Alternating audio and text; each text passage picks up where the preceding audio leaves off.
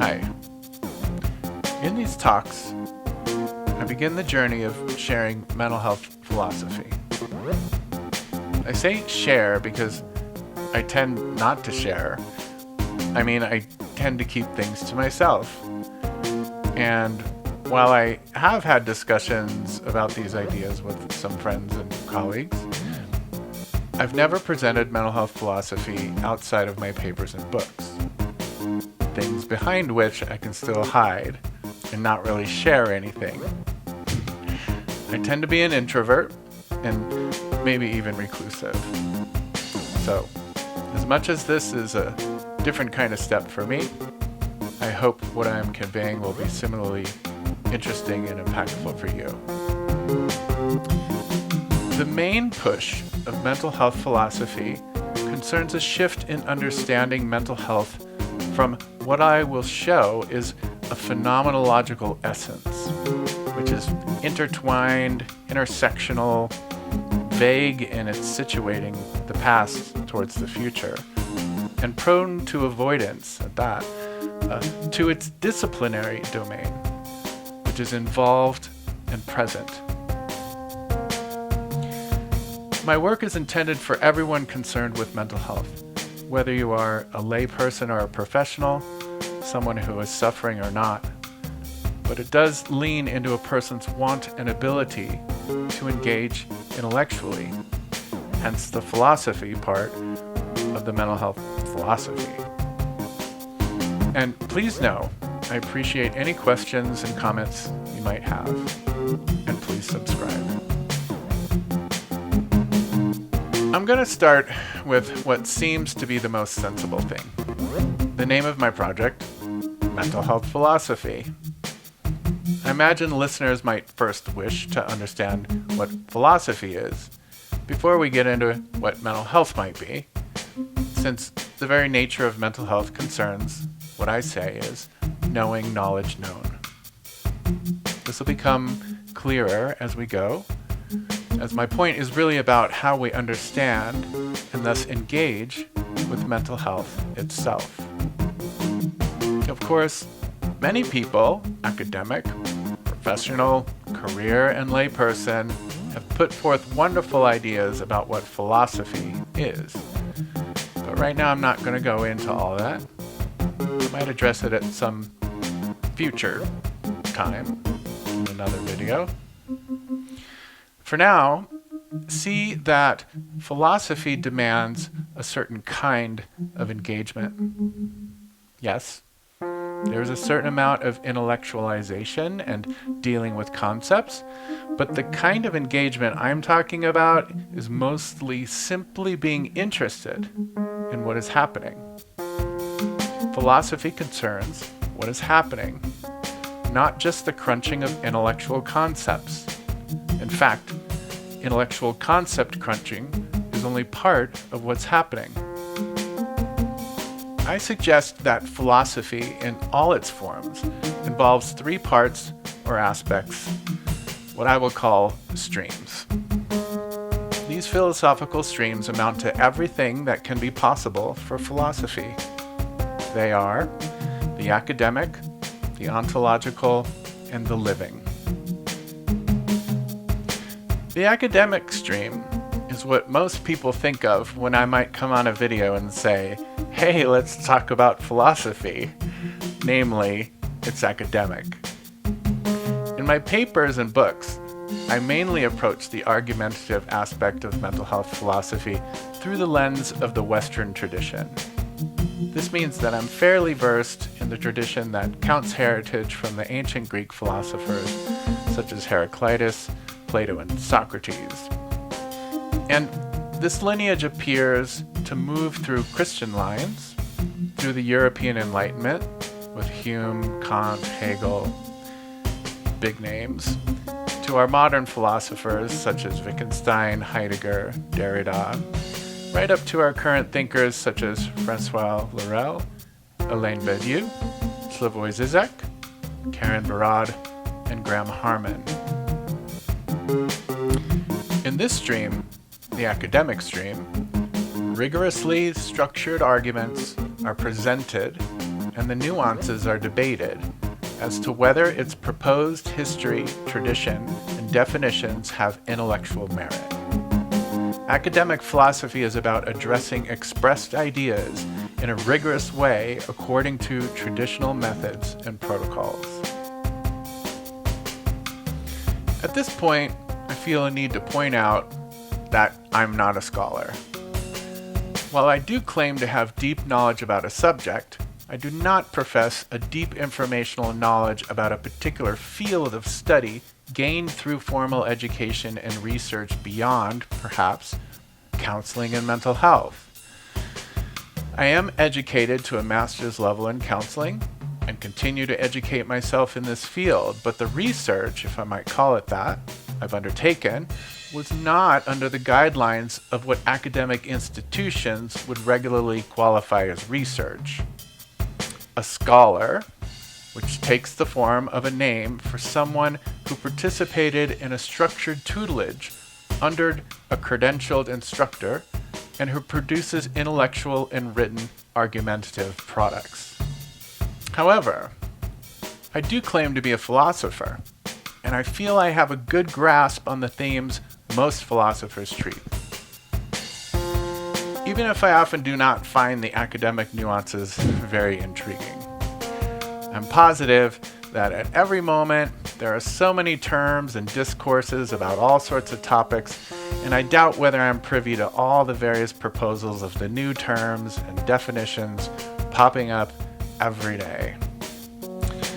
But I don't think it matters very much, though, as I will get into.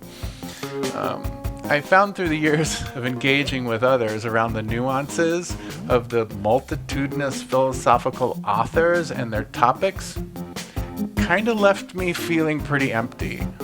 Like we were never really talking about anything real. And indeed, it is likely this odd feeling that I got around arguing with academic philosophers, which most often turned into debating what so-and-so said and what they really mean, partly is what attracted me to counseling and mental health. I'm not really trying to get into any deep academic discussions about the merits and faults of various proposals of the various philosophers, the traditions and schools, though I will and do at times, if people feel they need to delve into particular grounds, and if those grounds hold interest for me. Nonetheless, hopefully it will become apparent as we move through my presentations why I am engaging in rigorous, or pretty rigorous, philosophical proofs first. I contend that the various academic arguments concern one thing, and that philosophy is the name we give various phenomenological theories about this one thing. I will fill this out as we go. The general public and even educated practitioners might not notice any problem with how I'm coming into this, but people who feel informed philosophically might see that I work backward rather than forward, and might feel their patience tested because of it. Indeed, it's not very compliant with scholarly academic protocols for me to work this way, but I can hold my own if needed. I contend that in consideration of what is happening in reality, mental health is this one thing. At length, I will reconcile the breadth of all knowledge and activities involved with mental health to mental health philosophy in a manner that anyone who has sense and wishes to understand will ultimately agree with, and without anything about their ideas to have been proven false. At least, this is the endeavor of the philosophy. In mind of this, I would like to briefly address some of the rebuttals that might come up. Mental health philosophy is indeed saying something very specific about a general phenomenon. Some might ask, why not use the term consciousness instead of mental health? To this, I would simply say that I'm being very practical. That as soon as the notion of consciousness wants to offer something about a person's lived experience, inasmuch as there indeed might be an expressed problem with a person's lived experience, and not just an issue that is showing up in the theoretical pondering, then it becomes more sensible to say that consciousness is a part of mental health. If we are speaking about the health of consciousness, then it is likely something else, because in therapy and the regular world, none of us commonly talk about treating a person's consciousness. That is, unless we're making a nod to the person's mental health. It's the same with a mind or a psyche. We could say that we are doing consciousness therapy, for example, but we don't. I think we could probably put that into the idea of spiritual work, but I don't really know what working on my consciousness would be if it didn't have something to do with my mental health. But I'm open to discussing it. Yeah. We do say psychotherapy, though, which is similar to saying mind therapy, and indeed, arguably, this arose historically from soul therapy, but I will likely be addressing these details in a later video. Overall, I maintain that once mental health enters the discussion, then every subject is involved with mental health, the thing itself that is mental health. See that I'm not proposing a new way to theorize mental issues, nor how to treat them. Rather, I am describing what must be the case if we are experiencing mental issues, viewing and treating them. Neither am I suggesting a philosophy which tells clinicians nor anyone else that they must follow certain protocols. The rationale behind this will also become apparent as we go. This brings up the second aspect, what I call the ontological stream. And AI gave me a good definition of ontology. It said, ontology is the branch of philosophy that studies being, what exists, the kinds of things that exist, and how they relate to one another. This aspect is constituted in clinical circles, particularly by what we call the counseling or psychological theories of intervention, or modalities for mental health. They are what I call philosophies of philosophy. And here are some examples. The philosophy of emotional regulation, say. Or for a broader example, the philosophy of website management, or the philosophy of throwing dinner parties, or even the philosophy of cutting onions. The philosophy of choosing what I wear to work might be one of these. These are basically arguments or assertions of reason for why someone does the things the way they do. Theories of intervention are arguments about why a mental issue or mental phenomenon should be conceptualized in whatever way, and then why we should do particular things because they are that way. For example, we commonly have a theory about panic, where a person has become dysregulated, their nervous system in fight or flight, that they are overwhelmed or dissociating, and so on. In conceptualizing the problem in this way, what we are supposed to do is to have them calm down, which often takes the form of asking or helping them to breathe. Take deep breaths, which can help bring regulation into their body. Or, to help them be more present, we might have them get in contact with a tangible thing around them, such as touching things or looking at things. Maybe you've heard of like holding ice. Look at the plant. Look at the plant in the window.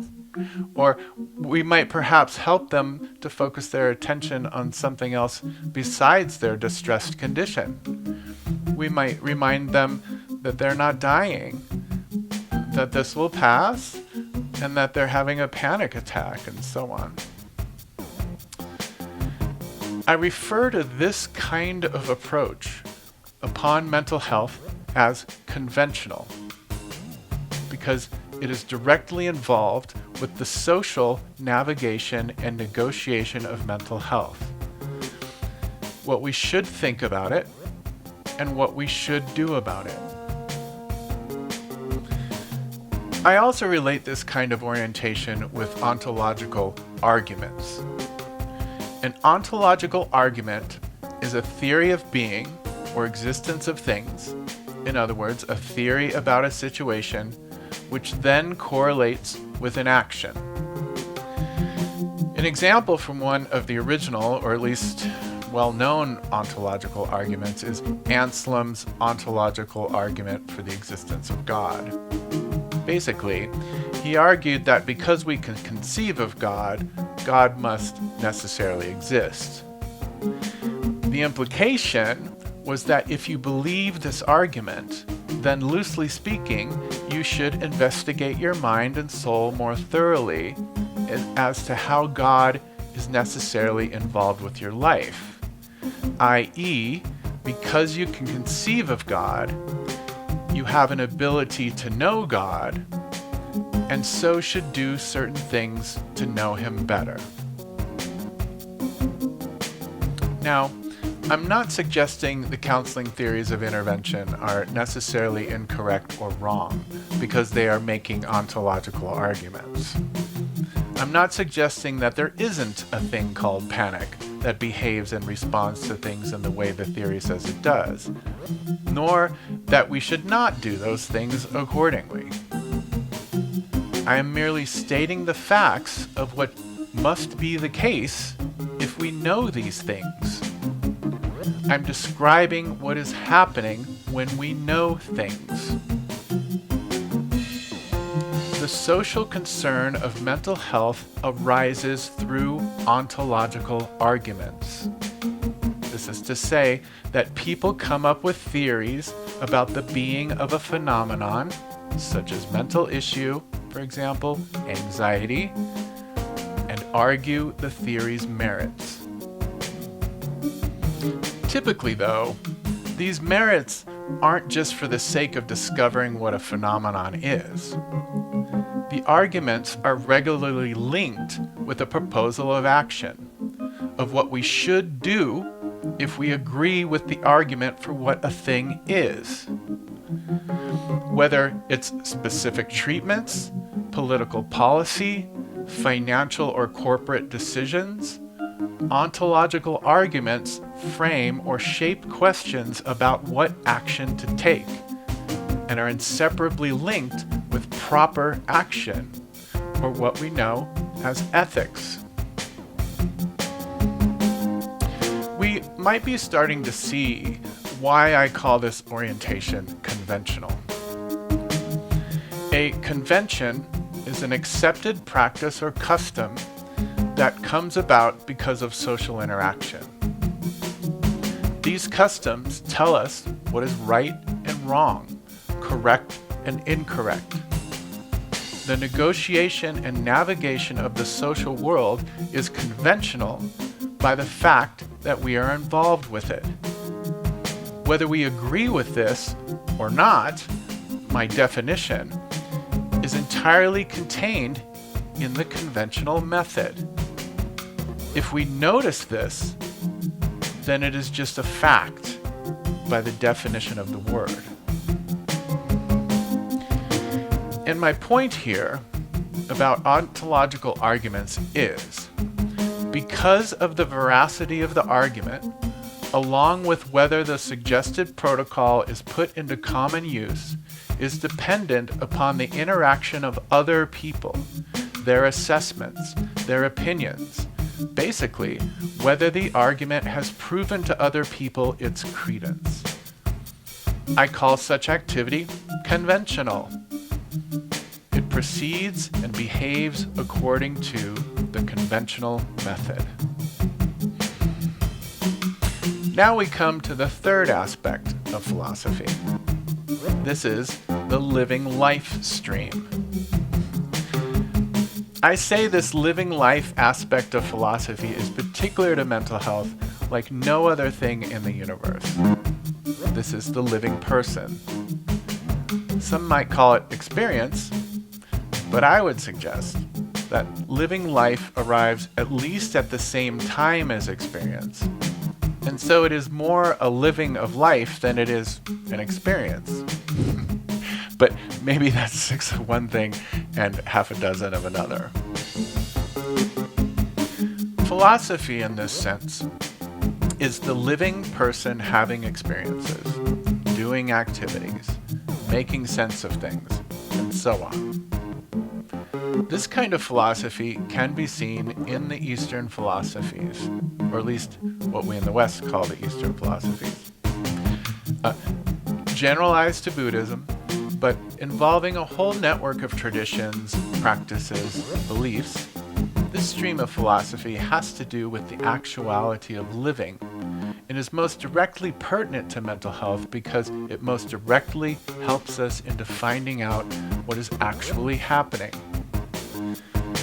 The philosopher Thomas Nail offers a Western version of this, and I apply it to mental health, when he talks about objects, which to him are dynamic processes that arrive in present historical manifestations. I'll have more to say about this as we go as well.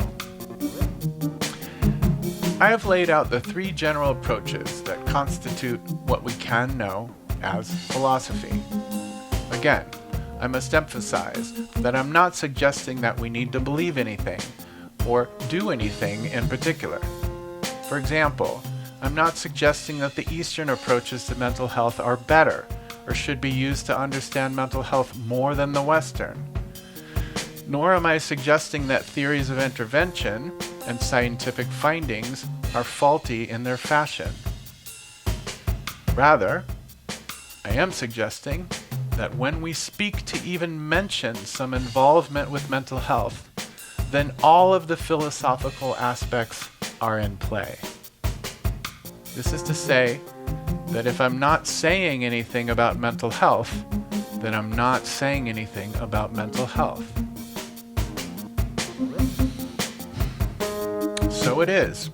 Within this mental health philosophy is a dynamic which I suggest has been preventing the incorporation of these 3 aspects in a cogent and supporting manner that is a cohesive, but more so iterable and utterable knowledge that accounts for mental health as the thing that we are indeed involved in dealing with. I imagine that the problem of mental health continues and is often aggravated even by those well-studied interventions, not because the modalities and interventions are wrong or bad, but due to how we are oriented upon what is happening.